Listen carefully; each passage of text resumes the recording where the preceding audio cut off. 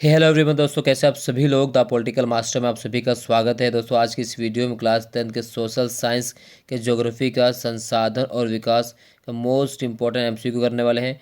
जैसे कि आप सभी को पता है कि दोस्तों सोशल साइंस का जो एग्ज़ाम है वो 30 नवंबर को होने वाला है। एग्ज़ाम में अब दोस्तों कुल देखा जाए तो एक हफ्ते से भी कम का समय बचा हुआ। तो द पॉलिटिकल मास्टर आप सभी के लिए दोस्तों मोस्ट इंपॉर्टेंट क्वेश्चन की एक श्रृंखला लाया है, जिस श्रृंखला में दोस्तों हम डेली हर एक चैप्टर के इंपॉर्टेंट क्वेश्चन आप सभी के लिए लाते हैं, जिसको कर आप दोस्तों परीक्षा में अच्छे नंबर से उत्तीर्ण हो सकते हो। और 40 में से कम दोस्तों आप 35 नंबर 100% सिक्योर कर सकते हैं यदि आपने हमारी सारी वीडियो देखी है तो चलिए दोस्तों इस वीडियो को शुरू करते हैं। यदि आप हमारे चैनल पर नए हैं तो चैनल को जरूर सब्सक्राइब कर लीजिएगा, बेल आइकन को प्रेस करें, ताकि हमारे चैनल के जो भी दोस्तों आप सभी वीडियो अपलोड कीजिए उसका नोटिफिकेशन आप सभी तक बिना किसी बाधा के आसानी से पहुँच सके। तो आज का सबसे पहला क्वेश्चन करते हैं दोस्तों। सबसे पहला क्वेश्चन पूछा गया कि निम्नलिखित में से कौन सा संसाधन नवीकरणीय योग्य है। ए धातु, बी जीवाश्म ईंधन, सी संस्थाएं, डी पवन और जल। तो कौन सा संसाधन नवीकरणीय योग्य है। तो दोस्तों अगर हम नवीकरणीय योग्य संसाधन की बात करें तो नवीकरणीय संसाधन इसमें से कौन सा योग्य है। ए धातु, बी जीवाश्म ईंधन, सी संस्थाएं, डी पवन और जल। तो नवीकरणीय संसाधन है वो है पवन और जल। जैसा कि आप सभी को पता है कि नवीकरणीय संसाधन वो संसाधन होते हैं जो एक बार समाप्त होने पर उसे दोबारा बनाया जा सकता है। इसे हम क्या कहते हैं दोस्तों, नवीकरणीय संसाधन के नाम से जानते हैं। नेक्स्ट क्वेश्चन करते हैं दोस्तों। निम्नलिखित में से कौन सा व्यक्तिगत संसाधन नहीं है। ए भूमि के स्वामी, बी शहरों में घर, सी बाग, डी सड़कें और नहरें। तो निम्नलिखित में से कौन सा व्यक्तिगत संसाधन नहीं है। तो इसमें से व्यक्तिगत संसाधन नहीं है वह है दोस्तों सड़कें और नहरें व्यक्तिगत संसाधन नहीं है। ठीक है, क्योंकि सड़कें और नहरें दोस्तों क्या है, ये जो है राष्ट्रीय संसाधन क्या है, राष्ट्रीय संसाधन। चलिए प्रश्न नंबर 3, निम्नलिखित में से कौन सा राष्ट्रीय संसाधन नहीं है। तो सड़कें, नहरें, रेल लाइनें और शहरों में घर। तो निम्नलिखित में से कौन सा राष्ट्रीय संसाधन नहीं है। तो दोस्तों यहाँ पर आप ऑप्शन देख सकते हैं। आप सड़कें हैं राष्ट्रीय संसाधन, नहरें भी राष्ट्रीय संसाधन है, रेल लाइनें भी राष्ट्रीय संसाधन है, बट शहरों में घर जो वो राष्ट्रीय संसाधन नहीं है, ये व्यक्तिगत संसाधन, यानी इसका डी सही उत्तर है। चलिए अगला प्रश्न देखते हैं। रियो डी जेनेरियो पृथ्वी सम्मेलन निम्नलिखित में से किस वर्ष हुआ था। तो रियो डी जेनेरियो जो सम्मेलन है दोस्तों वो है 1992 में हुआ था। ब्राज़ील की राजधानी रियो डी जेनेरियो में सम्मेलन किया गया था। और इसी सम्मेलन में अगर हम बात करें एजेंडा 21 की जो स्थिति बनाई गई थी, तो ये जो है ब्राज़ील का शहर रियो डी जेनेरियो, देश कौन सा है, ब्राज़ील है, और शहर कौन सा है, ब्राज़ील का रियो शहर दोस्तों। तो यहाँ पर एक पृथ्वी सम्मेलन का आयोजन किया गया था।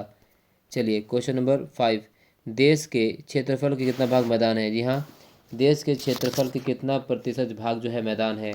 ए 40%, बी लगभग 43%, सी लगभग 27% और डी लगभग 30%।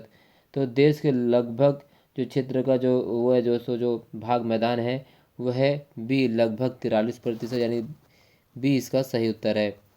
प्रश्न नंबर 6, भारत का कुल भौगोलिक क्षेत्रफल के विषय में निम्नलिखित में से कौन सा कथन सत्य है। ए भौगोलिक क्षेत्रफल जो है भारत का 32.8 लाख वर्ग किलोमीटर है।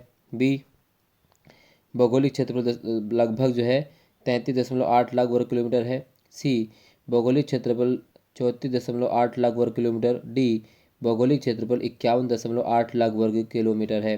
तो भारत का जो भौगोलिक क्षेत्रफल है वो है लगभग 32.8 लाख वर्ग किलोमीटर। ये ए इसका सही उत्तर है। प्रश्न नंबर 7, देश की राष्ट्रीय वन नीति द्वारा निर्धारित कितने प्रतिशत भौगोलिक क्षेत्र के वनों के अंतर्गत वांछित हैं। यानी देश की राष्ट्रीय वन नीति के द्वारा निर्धारित कितने प्रतिशत भौगोलिक क्षेत्र वनों के अंतर्गत वांछित हैं। ए 23%, बी 33%, सी 43%, डी 13%। इसका जो सही उत्तर आएगा दोस्तों वह है बी 33%। चलिए प्रश्न नंबर 8, महाराष्ट्र के भूमि निम्नीकरण का मुख्य कारण निम्नलिखित में से कौन सा है। तो महाराष्ट्र के भूमि निम्नीकरण का जो मुख्य कारण है वह ए अति सिंचन, बी अति पशुचारण, सी जल आक्रांता, डी उपरोक्त में से कोई भी नहीं। तो महाराष्ट्र में जो भूमि निम्नीकरण के जो मुख्य कारण है वह दोस्तों अति पशुचारण, यानी बी इसका सही उत्तर है, अति पशुचारण। जी हाँ, अति जो पशुचारण है ये महाराष्ट्र में भूमि निम्नीकरण का प्रमुख कारण माना जाता है। चलिए प्रश्न नंबर 9, भारत में राष्ट्रीय वन नीति कब निर्धारित की गई? तो भारत में राष्ट्रीय वन नीति निर्धारित की गई थी वर्ष 1952 में। अगला देखते हैं प्रश्न नंबर 10। निम्नलिखित में से कौन सा क्षेत्र जलोढ़ मृदा से बना है? तो कौन सा क्षेत्र जलोढ़ मृदा से बना हुआ है दोस्तों? उत्तरी मैदान। तो उत्तरी मैदान जो क्षेत्र वो जलोढ़ मृदा से बना हुआ है। प्रश्न नंबर 11। काली मृदा निम्नलिखित में से किस खेती के लिए उचित समझी जाती है? तो काली मृदा दोस्तों जिसे हम रेगुर मृदा भी कहते हैं, जी हाँ, इसे रेगुर मृदा या इसे आप कपासी मृदा भी कह सकते हैं, कपासीय मृदा। ठीक है, तो ये काली मृदा जो है कपास के उत्पादन के लिए उचित मानी जाती है। प्रश्न नंबर 12। लौह अयस्क किस प्रकार का संसाधन है? तो लौह अयस्क किस प्रकार का संसाधन है? तो लौह अयस्क जो है दोस्तों वो है अनवीकरणीय योग्य संसाधन। क्या? लौह अयस्क जो है वो अनवीकरणीय योग्य संसाधन है। प्रश्न नंबर 13। पंजाब में भूमि निम्नीकरण का निम्नलिखित में से मुख्य कारण क्या है? तो पंजाब में भूमि निम्नीकरण का जो सबसे प्रमुख कारण है वह अधिक सिंचाई। जी हाँ, अधिक सिंचाई जो है पंजाब में भूमि निम्नीकरण का प्रमुख कारण माना जाता है। प्रश्न नंबर 14। निम्नलिखित में से कौन सा स्रोत नवीकरण योग्य है? तो निम्नलिखित में से कौन सा स्रोत नवीकरण योग्य है? वो है ए धातु, बी सौर ऊर्जा, सी जीवाश्म ईंधन, डी उपयुक्त में से कोई भी नहीं। तो सौर ऊर्जा जो है दोस्तों वो है नवीकरण योग्य है, तो इसका जो सही उत्तर वो है बी। प्रश्न नंबर 15। निम्नलिखित में से कौन सा संसाधन अनवीकरणीय है? तो कौन सा संसाधन अनवीकरणीय है? ए सौर ऊर्जा, बी जल ऊर्जा, सी जंगल, डी धातु। तो धातु है जो है वो अनवीकरणीय योग्य है, यानी एक बार अगर ये समाप्त हो जाएगा तो इसे बनने में हजारों लाखों करोड़ों वर्ष लग जाते हैं, यानी ये आसानी से उपलब्ध नहीं हो पाता, नहीं बन पाता है। अगला प्रश्न। निम्नलिखित में से कौन सा संसाधन सामुदायिक स्वामित्व वाला है? तो कौन सा संसाधन सामुदायिक स्वामित्व वाला है? ए तालाब, बी चारागाह, सी पेड़ पौधे, डी बाग। तो जो है दोस्तों सामुदायिक स्वामित्व वाला वो है बी चारागाह, जो है सामुदायिक स्वामित्व वाला है। बाकी तालाब, पेड़ पौधे, बाग ये सब निजी स्वामित्व वाले हैं। नेक्स्ट। निम्नलिखित में से कौन सा संसाधन संचित कोष है? ए संसाधन जैसे जल और सौर ऊर्जा, बी संसाधन जिन्हें उपलब्ध तकनीकी ज्ञान की सहायता से प्रयोग में लाया जा सकता है परंतु इनका उपयोग अभी प्रारंभ नहीं हुआ है, सी वे संसाधन जिनका सर्वेक्षण किया जा चुका है और उनके उपयोग की गुणवत्ता और मात्रा निर्धारित की जा चुकी है, डी उपयुक्त में से कोई भी नहीं। तो संसाधन जिन्हें उपलब्ध तकनीक ज्ञान की सहायता से प्रयोग में लाया जा सकता है परंतु इनका उपयोग अभी प्रारंभ नहीं हुआ है, ये संसाधन संचित को संसाधन कहलाते हैं, यानी भी इसका सही उत्तर है। प्रश्न नंबर 18। तट रेखा से समुद्र मील की डैश अपवर्तन आर्थिक क्षेत्र में खुले महासागरीय संसाधनों पर किसी देश का अधिकार नहीं है, तो यह दोस्तों 200 नॉटिकल मील, यानी सी इसका सही उत्तर है। प्रश्न नंबर 19।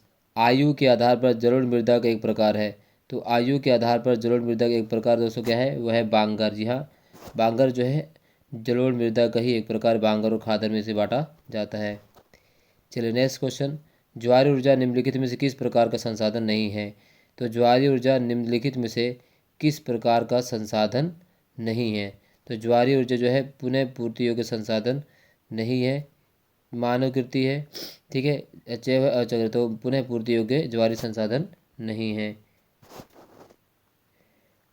नेक्स्ट प्रश्न नंबर 21। किस प्रांत में सीढ़ी द्वार खेती की जाती है? किस प्रांत में जो है सीढ़ी द्वार खेती की जाती है? सीढ़ीदार, ठीक है, किस प्रांत में सीढ़ीदार खेती की जाती है? इसे आप सीढ़ीदार नहीं दोस्तों, यह है सीढ़ीदार। क्या है? सीढ़ीदार। तो सीढ़ीदार खेती की जाती है वो उत्तराखंड में। चलिए अगला प्रश्न। निम्नलिखित में से किस राज्य में काली मृदा पाई जाती है? ए पंजाब, बी हरियाणा, सी बिहार, डी गुजरात। तो इनमें से दोस्तों जो है गुजरात में काली मृदा पाई जाती है, हरियाणा महाराष्ट्र में भी पाई जाती है। इसके अलावा निम्नलिखित में से कौन सा व्यक्तिगत संसाधन नहीं है? ए शहरों में घर, बी सड़कें, तालाब, नहरें। तो जो है व्यक्तिगत संसाधन जो इसमें से कौन से व्यक्तिगत संसाधन नहीं हैं? तो अगर हम दोस्तों व्यक्तिगत संसाधन की बात करें तो व्यक्तिगत संसाधन है या नहीं है पूछा, तो निम्नलिखित में कौन से व्यक्तिगत संसाधन है? तो वह शहरों में घर व्यक्तिगत संसाधन है, और नहीं है तो वो ये तीनों व्यक्तिगत संसाधन नहीं है। सड़कें, तालाब, नहरें, ठीक है, ये सब व्यक्तिगत संसाधन नहीं है, बल्कि है कौन सा? शहरों में घर है। डैश को काजल किस प्रकार संसाधन है? जी हाँ, तो यहाँ से क्वेश्चन पूछा जा सकता है। यहाँ पर 24वां क्वेश्चन है दोस्तों, कुओं का जल किस प्रकार का संसाधन है? तो कुओं का जल, ठीक है, यहाँ पे क्या है, कुओं का जल, कुओं का जल, ठीक है। कुओं का जल किस प्रकार का संसाधन है? तो कुओं का जल जो है दोस्तों, ए निजी स्वामित्व, बी सामूहिक स्वामित्व, सी सरकारी स्वामित्व, डी कोऑपरेटिव स्वामित्व। तो कुओं का जल जो है वो निजी स्वामित्व है दोस्तों, निजी संसाधन। निम्नलिखित में से कौन सा अंतर संसाधन अंतर्राष्ट्रीय संसाधन, यानी निम्नलिखित में से कौन सा अंतर्राष्ट्रीय संसाधन है?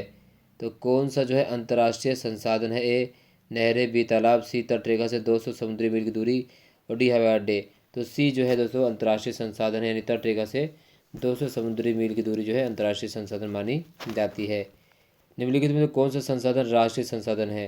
तो राजनीतिक सीमाओं के अंदर जो सारी भूमि है उन्हें हम राजनीतिक या राष्ट्रीय संसाधन के नाम से जानते हैं।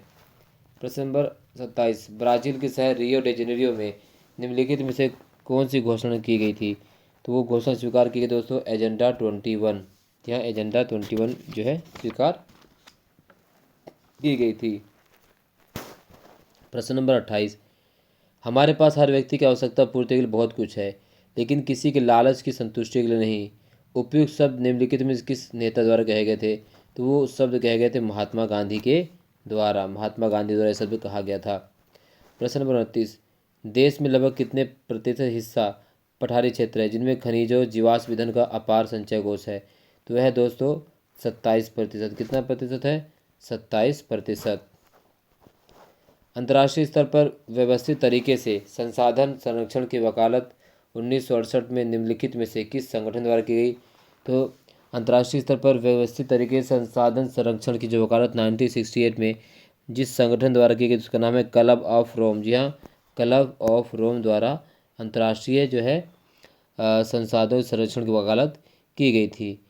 अगर हम इसके अलावा दोस्तों जो क्वेश्चन पूछा था, काली मृदा निम्नलिखित में किस खेती के लिए उचित समझी जाती है? तो वो आपको पता है जो काली मृदा है वो कपास की खेती के लिए उचित समझी जाती है। दोस्तों ये इस चैप्टर के मोस्ट इम्पोर्टेंट एमसीक्यू थे। इसके अलावा इस पार्ट से दोस्तों जो है स्रोत आधारित भी प्रश्न पूछे जा सकते हैं।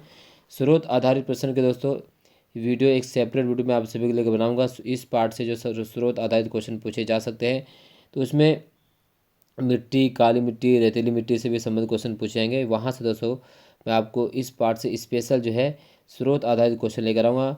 और इसके अलावा दोस्तों हर एक चैप्टर का जो है हम कथन और कारण वाले क्वेश्चन भी करेंगे, जिससे हम परीक्षा में हमसे जो है एक भी प्रश्न छूट ना जाए। तो दोस्तों वीडियो अगर आपको अच्छी लगे तो प्लीज़ इसे लाइक कर दीजिए। अगर आप हमारे चैनल पर नए हैं तो चैनल को जरूर सब्सक्राइब कर दीजिए। और वीडियो एंड तक देखने के लिए बहुत बहुत धन्यवाद दोस्तों। और इस वीडियो या इस क्वेश्चन इस चैप्टर से कोई भी डाउट आपको है तो उसे कमेंट बॉक्स में जरूर पूछेगा, आप सभी जवाब दिया जाएगा। बहुत बहुत धन्यवाद दोस्तों। जय हिंद। मिलते हैं नेक्स्ट वीडियो में, तब तक के लिए गुड नाइट।